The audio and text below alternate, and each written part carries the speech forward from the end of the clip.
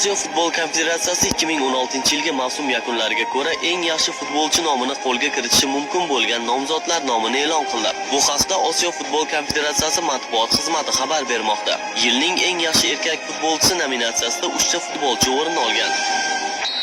Birlashgan Arab Amirliklari terma jamoasi futbolchisi Umar Abdurrahmon.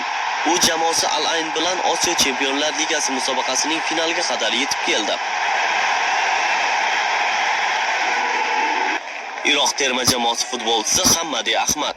U Osiyo Futbol Konfederatsiyasi kubogida jamoasi bilan finalda g'olib chiqdi. Turnirda to'purar bo'lishdan tashqari final bahsida g'alaba to'pini ham kiritishga muvaffaq bo'ldi. Xitoy terma jamoasi a'zosi Wu Li, u jamoasining o'tgan mavsumdagi bir necha gollariga mualliflik qildi. Aynan shu futbolchilar g'oliblik uchun asosiy da'vogar sifatida e'lon qilingan.